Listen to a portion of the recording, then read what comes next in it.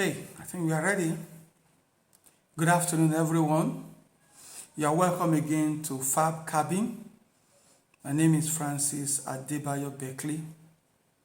Today, I want to talk about leadership, and I want to talk about the political leadership.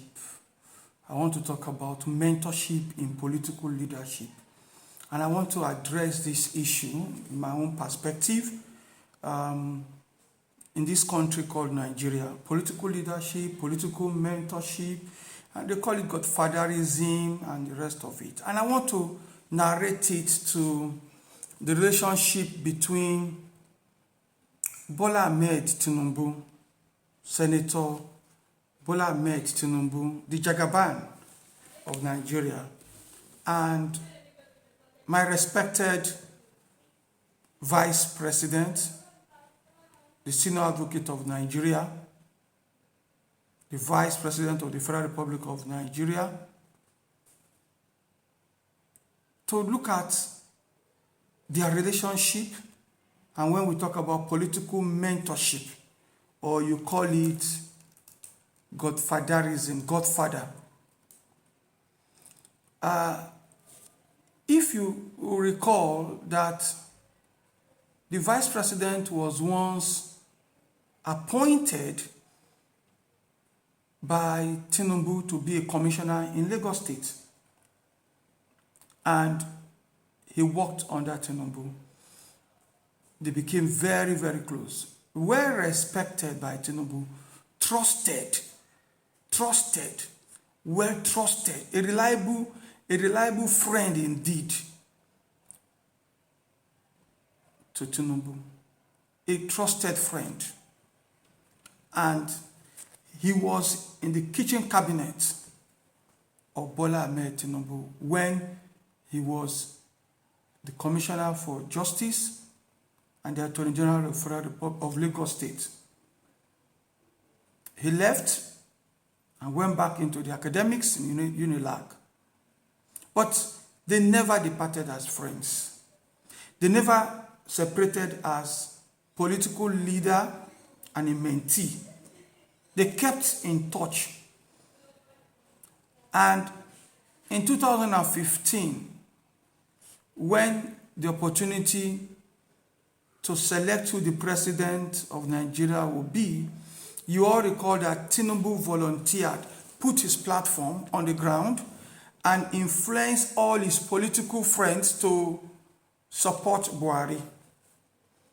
And Buhari won the ticket in the primaries of the APC.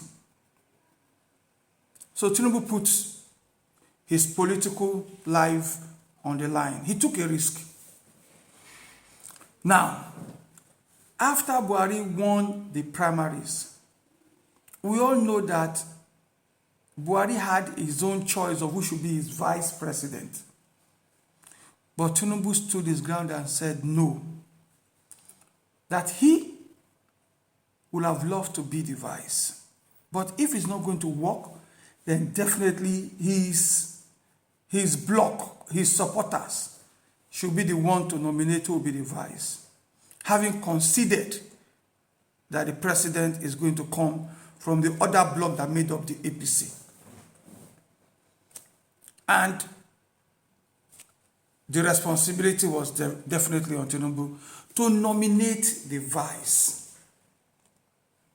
You remember, Osibajo is a trusted friend. Remember, Osibajo is a reliable friend. Remember, Osibajo is a good friend to Tinubu. When Tinubu looked around and he was looking for that trusted friend, in politics there is something that some of us outside politics might not understand. You look for somebody that you can put in a position that if the time permits for you, that, oh, for this reason I cannot occupy this position, you look for somebody that is trusted, somebody that is reliable, somebody that when you cannot sit on that seat and you put him to sit there, and you now come back to say, hey, I am ready to sit there, that person will willingly stand up for you to sit there. Tinubu thought he has found somebody that the vice president the senior advocate of Nigeria, as a trusted friend, as a reliable friend, he can trust him to sit on that seat. That when there is time for him to sit there, he will willingly stand up for him to sit there. So he brought in Osibajo, the senior advocate of Nigeria, to be the vice president of Nigeria, to be the running mate to the President Buhari. On what platform could the senior advocate of Nigeria, Osibajo, would have been the vice president of Nigeria? There was nothing that could have brought him up except one person, Tinubu. There is no platform, nothing. Our pastor Bakari was there. Fashola was there. Aregbesola was there. Quite a lot of people that Tinubu could have said, but he was looking for that person that if I put him to sit on this political seat, if I come back and say, my brother, I'm ready to sit there, he will willingly and obediently, gladly stand up for him, because he knew without him, he wouldn't have sat on that seat in the first instance. So Osibajo came into the scene. Now this is the question: political mentee, leadership. Is enough for Tinubu to have said, I trusted him and have given him this platform. Forever in his life, he will be addressed as the Vice President of the Federal Republic of Nigeria, which he will never have dreamt to achieve if not for Tinubu. Now, he's there. Tinubu is now coming to say, my friend, I now want to be the President of Nigeria. And of course, we can't take anything away from our very learned Vice President of the Federal Republic of Nigeria, Osibajo. He is very competent to be the president of this country. I would love him to be the president of this country. But today we are talking about political leadership, political mentorship, and political what do you call it now? The political power play. So Tinubu trusted him and said, be the vice president. So, do you now think that Osibajo will willingly be ready now? Haven't tasted. Remember we said something in Political Palace. Power is sweet. My brethren, power is sweet. Now let me now come back to the side of Tinubu. Tinubu also knows something, and he used to say it. Power is not served a la carte. Power will not come to your laps. You must fight for it. So can we now say that the vice president will be justified to say, power is not served a la carte. I also have a lifelong ambition, or I also feel I am competent to be the president of Nigeria, and so let me fight to also acquire power, because Tinubu will tell us power is not served a la carte. So he wants to fight for it. So Tinubu, as he has told everybody, is a lifelong ambition he wants to fulfill. And Tinubu is a rugged fighter when it comes to politics. But is our vice president, Osibajo, a rugged fighter in politics? What are the political structures he wants to follow? It's not enough to follow on SAD. It's not enough to follow on the Nigerian Bar Association. It's not enough to follow on the Christian Association of Nigeria. It's not enough. It's not enough, my people. You must have structures in place, political structures, people that can carry you. So before I leave Osibajo, the question I will ask Osibajo is, all those people that are running helter-skelter talking about Osibajo today, ask how many of them have PVC? How many of them will vote? I can tell you they are less than 10%. As they are going up and down talking about, only less than 10% they can be shouting, but they are not politicians. They don't know what it takes. They're not ready to be in the sun for 3 hours. They would rather want to watch DSTV and watch CNN during the election. I want Osibajo to be the president if he can fight. But I doubt. He's a gentleman. He's a pastor. Will he now say, this man made me to be the vice president of Nigeria? Is it morally right for me to now tell him, sir, I'm sorry. I also want to be the president of Nigeria, as you are desiring to be the president of Nigeria. Honestly speaking, I still cannot fathom, it's not clear yet, that Tinubu will be seated, Osibajo will be seated, and Tinubu will stand up and say, I want to be the president of Nigeria, and Osibajo too will stand up. It's not clear to me. They can't be in the same room, and we are talking about who wants to be the president of Nigeria, and Tinubu stands up, and Osibajo will stand up. I don't think so. Honestly, I do not think so. So I think what Osibajo will do is to rally around and see if extraneous people, outsiders, can mount pressure on Tinubu to allow him to take the shot. But for him to open his mouth and say, I want to be the president of Nigeria, and that's why he has not spoken, it will be difficult for him. He's a trusted friend, I have told you. He's a reliable friend, I've told you. So I can't see Osibajo doing that. So political mentee, looking eyeboy to eyeboy, to his principal, to his political mentor, and say, I also want to be the president. I'm going to vie the same position you're vying for. And I doubt it. It happens in we've seen it in other states, but I'm not seeing it between the Vice President Osibajo and the Jagaban of Nigeria, that Osibajo can face Tinubu and say, I also want to be the president. If he can, the earlier he comes on stage openly and says that I am interested in becoming the president of Nigeria, I've also informed the president that I'm vying for that, then you will see that the dynamics will change. But he has been quiet. And Tinubu is going round. Osibajo is keeping quiet, and some people are the ones going round for him. Politics is not played like that. Now let's come back to Tinubu now. Of course,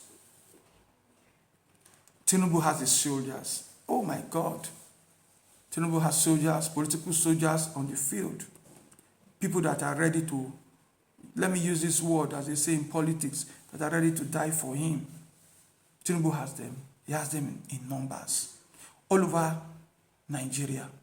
He has made people, those people are ready to pay him back. They are ready to pay him back. And they are ready to support him.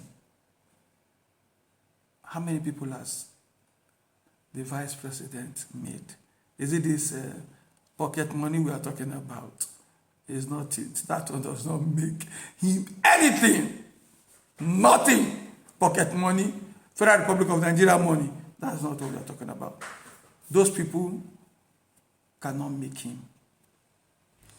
The politicians, the people that don't sleep in the night and they are holding meetings till 3 a.m. They start their meeting by 11 and closes by 3, 4 a.m. Those are the people that are politicians. They are professionals. That's what they do. That's where they take decisions.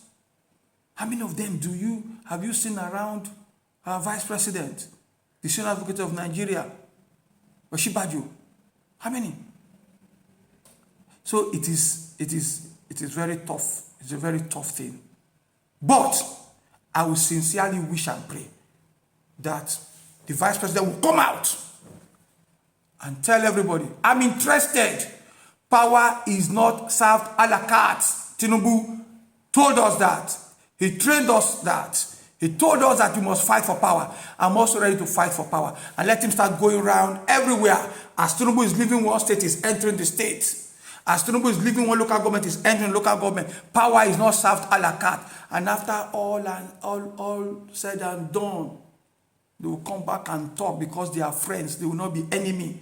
It's only their followers that will be throwing banters and throwing stones and bricks at each other.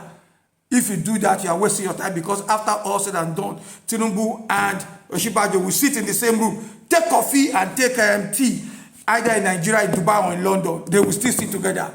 If you like, you go and say you are fighting for Tinubu, or you like to say you are fighting for Osibajo. But Tinubu and Osibajo, they will still talk. In fact, they will talk. They will form government together. If it is Tinubu that wins, he will form government. Osibajo will be there. Osibajo will become an ambassador. If it is if it is Osibajo that wins, Tinubu will be there.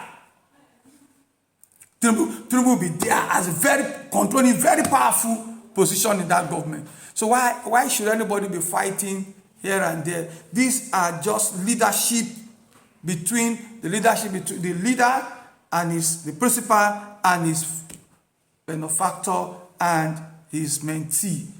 It is going to be very interesting. Beyond Tinubu, if you look at Tinubu is trying to capture the Southwest. He's going around the Southwest to talk to all the traditional leaders. Once he gets all their blessing, he moves to the North.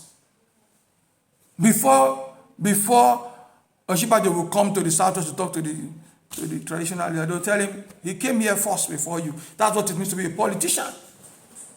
He is the vice president of Nigeria. He has so much power. Is he wielding those powers? So, my people today in Fab Cabin, if you enjoy what I'm saying and you think, why don't you share it? Let's just enjoy and let's carry this in on our head and let's just enjoy the scenario. It will play out naturally on its own.